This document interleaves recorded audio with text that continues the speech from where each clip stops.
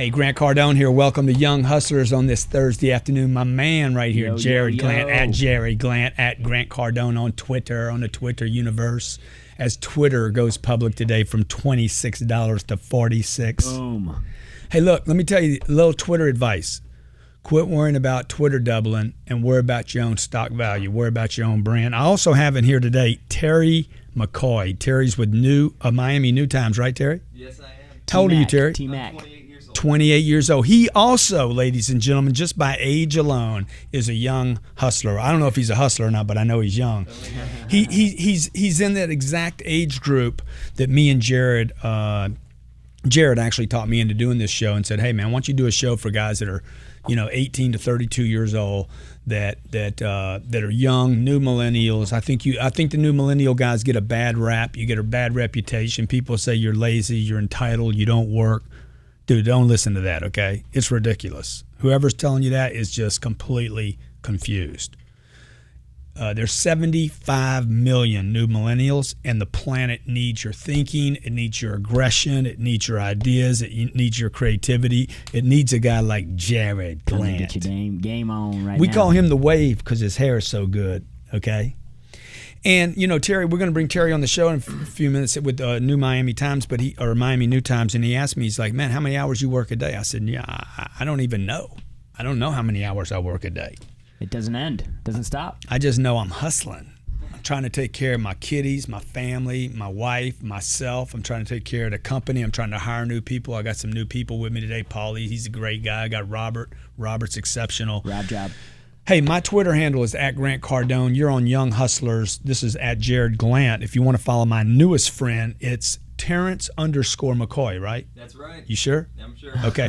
Hey, today we're talking about Jarrod. What are we talking about, brother? We're talking today about being the youngest person in the room. Jarrod asked me before the show, dude, look, you started your business when you were 29 years old. What did you do when you were the youngest guy in the room? Because there's going to be a time where you're the youngest guy in the room. You're just the youngest guy, okay? Here's my tips for you. If you're the youngest guy in the room, and you're having a pitch to a bunch of salt and pepper guys. And if you're a young hustler, 99% of the time you will be the youngest person in the room. Yeah, because you know what? Your buddies ain't got any money, so you better be the youngest guy in the room. Yeah, well, that's the nature of the beast. Yeah, so you're going to be in front of people probably that have more experience, been in business. But here's what you need to know. When you're the youngest guy in the room, you represent, number one, 75 million people just in the United States, okay? That's 22%, 24% of the entire population. See, I'm 55 years old. I can't say that. I can't say I represent almost one third of the population in America. Those people have dollars, man. There is no group of people in the United States today that the sellers, the manufacturers, people that move products has more attention on than this new millennial, your group. Number two, your attitude matters less than your age. Okay, when I hire somebody here, I don't care how old you are. You could be 84 or 24. Look, I care about your attitude. Do you have the hustle? Do you have the positive attitude? Do you have that can-do thing? Do you show up early? Do you stay late? This guy's got a great attitude. I've flown 3 million miles. We just got off the road yesterday in Indy. This guy's with me the whole way, man. I mean, you kind of behind me some of the time, right? It's hard to keep up with me, isn't it? It is. It moves fast. But he said something to me yesterday. He's like, dude, when he was telling a guy on the phone, he's like, look, man, if you want to roll with this guy, drink his coffee, act the way he acts, wear his shoes, talk his talk, just get into the role of the whole thing. And that's what I'm talking about when I say attitude. If you're working for a company and you don't like it, maybe it's because you're fighting what's going on there. Just drop into whatever's going on there and really support that with a positive attitude. You want to say anything about that? Well, you really want to look at the people that have done what you want to do successfully already. Like we've got an entire course in one of our programs about the top traits of the most successful people. If I wanted to be the best golfer in the world, I'm going to go out and find out what Tiger Woods does every day to practice, to train, who his swing coach is, how often he plays, and I'm going to duplicate it. And I think people overcomplicate it. Yeah, we're talking about what do you do when you're the youngest person in the room. Understand this. Go in that room and know, hey, I represent 75 million people. Number two, my attitude matters more than my age.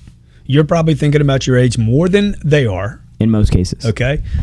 Because look, if I'm 55 years old and my company gave you the right to walk in the room and pitch me, I'm like, dude, what's this young guy know? See, you're thinking about how young you are, and I'm thinking about, well, how'd they let him in the room? What does he know? Does he know something? So the third thing I want you to remember is this: never, ever bring your age up. Don't do this as an opener. I know I'm the youngest guy in the room here. Yeah, dude, why'd you remind me of that? Okay. Dude, just don't. Why are you going to spend time talking about your age when your age doesn't matter to me? Does it really? I mean, look at the people that have done something great on this planet. Jesus Christ was 33 years old. We got a picture of the big guy? JC. Okay. Boom, 33 years old, man. We're still talking about him 2,000 years later, okay? And he didn't start when he was 33. You like that picture? It's a good picture. Okay. He didn't start when he was 33, okay? How about my boy Mark Zuckerberg? Zuckerberg. I can't even say. Oh, wow. How old was he? Facebook boy, okay? Young. 1 billion people on planet Earth know this kid. He could be my son. Do you know that, Paulie? Who else I got? I got my favorite, Alexander the Great, 16 years old and had conquered planet Earth. Don't even have a photo of him. The guy's so old. Okay? All you get is an image of him on a horse. Conquered planet Earth at 16. Bad dude, bro. You think he walked into a country and said, hey, by the way, I'm about to invade you with 100 people and you got 10,000. We only got 100. And hey, just want to let you know, I'm only 16. No, man, you never bring your age up. Baby, what you do is you bring your game. The fourth step is this: have your pitch ready. You got to have your pitch ready. What are you going to say? Jarrod, talk about, we just finished shooting 6 episodes of my new show called Whatever It Takes. By the way, we got a wristband for you, Whatever It Takes. On the backside, it says, I'm committed, okay? And I am committed, okay? Trust me, some people think I'm crazy. We all committed. And when you get all in and you go all in, people are going to say things like, man, he's a whack job. That guy's crazy. That guy's over the top. That guy's obsessed. But we're committed here. Talk about when we did these 6 episodes of Whatever It Takes, how few people had their pitch ready. Oh my God. 95% of the people that we brought in for a specific exercise had no clue how to sell themselves, how to sell anything. And they knew they were coming to a job interview. Everybody knew they were on a job interview. Everybody knew, hey, you're on a job interview. Your job is to build value, sell yourself, pitch us why we should hire you. I know you think this is a reality TV show, and yes, there were cameras around. This is the ultimate job interview. We told everybody that going in, have your pitch ready. Oh, by the way, I'm a salesperson. I've written 4 sales books. People know me as a sales guy, so selling's going to be important. And we talked about this last week in the show last week is you always have to have a pitch ready because you never know when you're going to have to actually pitch. You never know when somebody's going to say, hey, you got 60 seconds. Okay, it's going to happen to you in your career. Somebody is going to let you in the right room with the right players, and they're going to have the right money and the right decision makers. Guarantee you somebody in your career is going to say, you have 60 seconds, you have 3 minutes, you have a minute and a half. Perfect example. I when I was 26 years old, I came to work for Grant. Didn't really have much experience. 26 years old. Didn't have much experience at all. Did I ask to see your resume? No resume. Did I ask you about your degree until just 10 minutes ago? No degree was requested, and Grant just found out I graduated from college about 5 minutes ago. Yeah. We were at a convention, actually, one of the biggest deals that we've done to date since I've been here. I got 2 weeks after I started with Kawasaki Motor Corporation. 26 years old, I saw the vice president of sales walking through the casino, and I went right up to him, and I had a tight pitch. It was compelling, and now we're doing business with him. He's 26 years old, and I sent him to Vegas and said, hey, get some business, dude. He didn't know anybody there. I could have sent another 8 or 9 guys over there, and they would have come back with nothing. Oh, there's nothing happening at the conference. This is what he knew. He represents a large portion of the population. His attitude matters more than his age. Number 3, he didn't bring his age up. You don't go to the guy that runs Kawasaki and says, by the way, I'm 26 years old. Can I buy you a drink? The guy would think that's weird. He'd be like, you hitting on me or something? What's the deal here, okay? And have a pitch, man. What's your pitch? What is it you want to say? What is it you want me to remember when you walk out of the room? You know, I've done hundreds of interviews for Fox, CNBC, MSNBC. I always go into these interviews saying, I don't care what their questions are. What do I want the viewer or the listener to remember when this is over? And that's how you need to formulate your pitch. What do I want people to say about me when I walk out the room? Oh, he's 26? No, you want him to say what? He has this, and this. This is what he knows. This is what he can do for us. This is how he can build value. Well, the best way to overcome any considerations that anybody has about your age is to be on your game. Period. Yeah. When you open your mouth and the swag starts just flowing out, just oozing, you start oozing sales swag everywhere, it completely will change. Give me your best swag, man. Dude, I don't even got to open my mouth. Oh my God, that's good, man. You got a booger in your nose, though. Come on, man. Why you Hey, look, I wanted to ask Terry. Terry McCoy is with Miami New Times. Okay, you can call in, by the way, 305-865-5260, 305-865-5260. Lisa right here. DJ Silk's on with us, Sherry Hamilton, Derek Clark, Don Mass, Lisa Conception saying, hey, where do I call? 305-865-5260. We got Christopher Grigsby. Imperial Press Direct, a number of other people. If you're on Twitter, I appreciate it. I'm at Grant Cardone. Terry McCoy, also Terrence_McCoy on Twitter. I'm getting him some followers right now. Thank you. He's with the Miami New Times, and I want him either to ask a question or tell me, do you think the millennials are beat up by the press and the media? Oh, every day. Why? Why is this? Well, because the millennials have been most affected by the economy that we're living in right now. And when you look at that alone, people say, what is it about this demographic that makes them different? Why is this demographic underemployed compared to others? And then people start, it's just confirmation bias, and it's inverted sort of reasoning. They say, why is this group more affected than others? And they start looking for excuses. More for that. negatively affected. Yeah. So like they went to college and they can't get a job. Yeah, they went to college, went to wrong schools, didn't go to school enough. They started looking for all these different excuses for why I don't have a job or my buddies don't have a job. Right. And so when you're dealt a bad hand like that, people are constantly looking for an excuse to explain why they had the life that they do.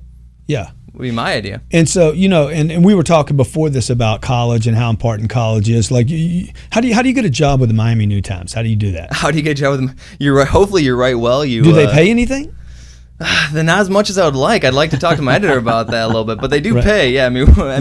Well, the Miami New Times, I firmly believe that we are one of the best publications in the entire nation. We hit with harder stories. We do better investigations. We're funnier. We're more fun to read than any other publication in South Florida, bar none, and one of the best in the entire nation, day in and day out. And to write for us, you got to be one of the best writers out there. And I wouldn't say that. So how'd you get that job? Did you go to them or did they come to you? It was both. I mean, well, first I was at we have a lot of papers across the nation: Village Voice, LA Weekly, Houston Press. I was in Houston, and I was transferring from Houston out to Miami. Before that, I was in New York. But you get that job by building up experience, and you just hustle and hustle and hustle would be the way I did it. Yeah, and when you use the term hustling, you're not using that in the slang, ghetto, slinging ice and stuff. You're talking about just work. Well, breaking into professional writing is one of the most difficult industries to break into, bar none. And the way you do it is... How many books have you written? One. Okay. And the way you do it... And he's a professional writer, so what you might want to take away from that is I've written 4 and I'm not a professional writer. What are you trying to say right now? Go ahead. Well, what I'm saying, though, is that the way you do it is you have to be constantly freelancing at the beginning when you're not even sure if it's going to come through or and not. Freelancing means what? Pitching editors every day. Dude, what's he telling you? He's telling you to get out into the world. Freelancing is not just for writers. It's for anybody that wants to get your game on. And there was an interesting point that you said about experience. And I was just talking to one of our newer sales guys today, and I said, imagine if you had a hose and you had this bucket, and this bucket was 10,000 gallons of water. And the longer you stood there with the hose and filled that bucket up with water, the closer you were going to get to that tipping point where you finally hit success. Now, if you want to stand there for 2 or 3 hours a day and hold the hose in the bucket, that's fine. It's going to take you longer to reach that point. But if you're committed and you go all in and you're willing to stand there with that hose, filling up that bucket of water for hours and hours and hours and hours longer than anybody else, you reach that point quicker. So experience doesn't necessarily mean age and time on the job. No. It refers, in my opinion, to how long you've committed to developing because of your freelance activities, which is getting out there and hustling for no money. For very little, not a lot, okay. Definitely. Did you feel like you were taken advantage of? I mean, no, I didn't. Did you look at it like this is an opportunity for me? Investment? I mean, the way when you're young, when I first started writing freelance and getting into professional publications, I was 23 years old. Wow. And then when you're that age, you got to start somewhere. And a career or a writing path it doesn't happen overnight. You build and you build and you build. And you got to start small. But then if you start that way and you're willing to work for it, it does happen. Yeah. So what's the biggest, has anybody told you, hey, I got a minute. You got 1 minute. Give me your pitch. Yeah, it happens all the time. Yeah. Did you know what my editor says that to me every week? What does he say? Well, every week. I mean, we have idea sessions. We just go around and you say, this is what I want to write this week. And then it's like, that sucks. Yeah, he says that sucks all That the sucks. time. All the time. I mean, like the whole process is you're constantly subjecting yourself to criticism from the moment of inception to the moment that it hits print. Yeah. See, I love this. Here's the big word that I use all the time. Do you have to be willing to get criticism? And rejection. And rejection. You got to get criticism. Look, people are going to criticize your ideas. Don't stop having them. My wife, because she's an actress, she's got this problem with criticism because she's like, she does a video and then she goes back and critiques it herself. And I'm like, dude, what are you worried about? Don't worry about what the video looks like right now. Post it, throw it out there, get people to hate it. Because if I could get people hating you, that means they're really talking about you, right? The best way to write any column or get attention is you find a way to isolate or even alienate a very specific interest group. And then if you can get that sort of people angry or just really upset or just get them emoting or feeling anything. They're going to promote your article. I mean, if they hate you, if they love you, the best way you just want to get some reaction. Yeah.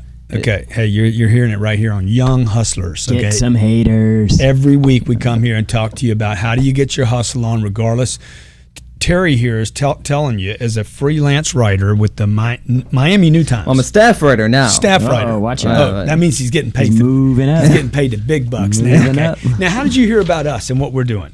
I think this will be good for the young hustlers to understand. Well, the way I heard about Grant Cardone, and you didn't know about me before that, well, right? what I didn't know, what you're talking about before was the fact of constantly generating content. Yeah. And if you're constantly generating content, the more information you put out there, the easier it is for you to be noticed. And that's actually how I discovered this and how I am here right now. Is the fact I saw it on Facebook, and you're just constantly. I don't know how often you tweet, but you tweet a hell of a lot. Yeah. And you put a lot of stuff on Facebook, and that generation of content does pay off at some point. Yeah, and you got to do it a lot. I was telling him before the show. I said, look, the number one biggest mistake most people are making with social media is one, you're being used by it, not using it. So you want to take the posture of like your car. You don't sleep in your car. You drive the car, right? Social media, you want to drive the message, not just be playing Sugar Crush or War of Words or whatever the new thing is. You don't want to be hit with it. You want to be using it as a mechanism. And number two, nobody's using it enough. I'm telling you, everybody's biggest mistake is not to use it enough. I know you're worried about offending your friends and your family and, oh my God, if I post too much, they're not going to like it. Those people are not going to further your career. They will never, ever push your career. So what advice on that note, what advice would you give somebody on how to leverage? You've done a great job using social media. What advice would you give somebody who's actually... Man, you got such a little mic. I know, man. What is it? What else does that mean about you, man? Look at my mic. My mic's big and thick. I got some girth on my mic. You know what I'm saying? All these guys want my girth. Dude, how you use social media to actually drive sales? The guy actually sent a question. Here's a perfect example, okay? And we'll get to the question. But Terry didn't know me. He writes for a paper here in town called Miami New Times. We posted something on Facebook about whatever it takes, the show we're doing. We produce content. If you've ever heard the saying, content is king, everybody heard that? Dude, then become the king of content. Or you don't understand it. It means tremendous. You need a lot of content. You need a lot of bricks to fill the Grand Canyon up. So what I would tell people about Facebook is, look, anything you're doing that's interesting, post it on Facebook, post it on YouTube, post it on Twitter. Now, if you're not doing anything interesting, that's a problem. Okay? Because who's going to post? How many times can you post? I'm watching the game tonight. I went out to the restaurant with friends. Dude, that's not interesting. You got to do something interesting out of the box. It's got to have valuable. It's got to have value to people too, though. I mean, yeah, it's got to be. He's going to write an article about me. I would expect. I don't know if it's going to be good or bad or whatever, but I don't really care. Okay, because at the end of the day, okay, it's attention. And any attention at this point for me is good. Obscurity, we talk about this on last week's Young Hustlers. Obscurity is your biggest problem. It is the single only thing you need to worry about. If I don't know you, I will never do anything with you. I'll never get a chance to say, hey, I'm a new millennial. I know something you don't know about people 28 years old, or I'm 22 years old, or I'm 18 years old. The younger you get, actually, the better. The more of a phenomenon you become. Think about Zuckerberg. Think about Jesus. Think about Alexander the Great. Think about all the young people. Am I saying it wrong? Zuckerberg. Whatever. Okay.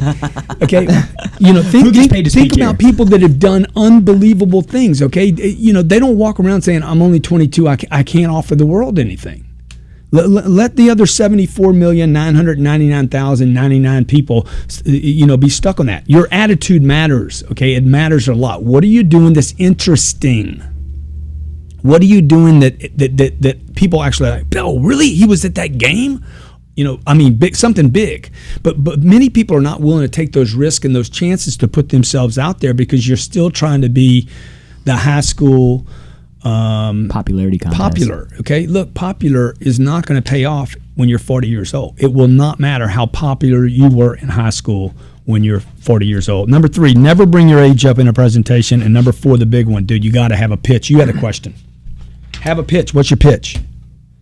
Yeah, no, we had a guy that was asking, hey, how can I actually use Facebook? What does he do? He sells cars. He's got a promotions company. Okay, good. So if he sells cars, you sell furniture, maybe you do dancing classes in Miami and you want to blow your dancing class business up, or you're dating, okay? You got to come up with something interesting that's specific to your field. Like if I was selling cars, I would post pictures of cars. It's not that out of the box, but like somebody he drives up, I would take a picture of his car. We're trading for this car right now. Or I just did business with this person right now. Or I might go to the laundromat down the street that also has trucks and cars and employees and go down there and post a picture of their laundromat. Here's my new friends at Facebook Laundromat, and post them. Look, I'm trying to get attention. That's the first goal, to build your brand. That's what Twitter did, and that's why Twitter's trading for $46 right now and opened at $26. That's why some people are making billions of dollars today, because they got enough attention by enough people that people said, hey, you know what? I want to tweet. And I didn't even know what that meant 5 years ago. I got another question here. This is a good question. This is from Amanda. I think she's a stylist, judging by her email address. Mm-hmm. Is it possible to be a successful hustler if you live in a small town with very limited population? Yeah, is there more than 6 people? Probably. Yeah, otherwise you need to move to another town because you're only going to do 6 haircuts, okay? So I grew up in a town of about 60,000 people. My goal was to get 60,000 people to know me. Just get them all to know you, get them all to be talking about you, become the queen of that town, become the stylist, the go-to celebrity stylist of that town, so that you're doing so many haircuts, nobody else in your town even wants to play that game. It doesn't matter how big a city you are. It matters how big can you think. How big can you think? How big of a blanket can you throw? What am I doing in Miami? And Terry's here, interviewing me about writing an article about my move to Miami. Okay, I've only been here a year. He could be doing this about 1,000 other business people, right? But I would say that what first brought me to this was the fact that you did have so many followers on Twitter and on Facebook, and that behemoth of a following that you have is attractive to people who want to know more about you. My main question though is how, if you're not selling books the way that you're selling them, how does one monetize a big following on Twitter or Facebook if you really aren't selling anything? A lot of people want a big following, but how does that actually endow them with anything more than they had before? Yeah, I think one is you got to have something valuable to exchange with people. You have to come up with something that you're going to exchange with people that's of value. Otherwise, you're saying you don't understand your value proposition. So I got to get my value proposition quantified into a product. If it's not just me. We had a group call us before this meeting today and said, hey, we want you to come speak at this deal in February. Well, if you're not a speaker, they're not going to call you. But they called me, okay? So maybe they know you, but you don't speak. I don't know. I think the individual has to either quantify products and build or manufacture products that represent what you do or your specialty, or you got to really say, hey, I'm valuable to somebody because of my standing or what I'm doing or talking about. I become more valuable to a newspaper. Or if you take a look at some Instagram feeds of some girl that's really good looking and she posts pictures all the time that are probably promiscuous. Well, how do the Kardashians? The Kardashians don't have a product. Yeah. If you go back and look at the Kardashians, what were they doing in the very beginnings to get their name out, their brand out, that one day finally monetized? Once you get enough eyeballs, somebody's going to find you valuable. Somebody in the world is going to find you valuable. This is Grant Cardone on Twitter, at Grant Cardone. That's Jarrod Glandt. Jarrod. Jarrod Glandt. We're the young hustlers. I'm not the youngest. Somebody asked me the other day, hey, when you're 45 to 55, what do you call a hustler? Because you can't call him a young hustler. I said, you call him a parent. My name's Grant Cardone. Appreciate you tuning in. Hope this helps, man. Remember the 4 points, okay? You represent 75 million strong. Your attitude matters more than your age. Number 3, never, ever bring your age up. Nobody cares but you. And have your pitch ready. Thanks a lot. Get Be great. that paper. Stack that paper deep and tall.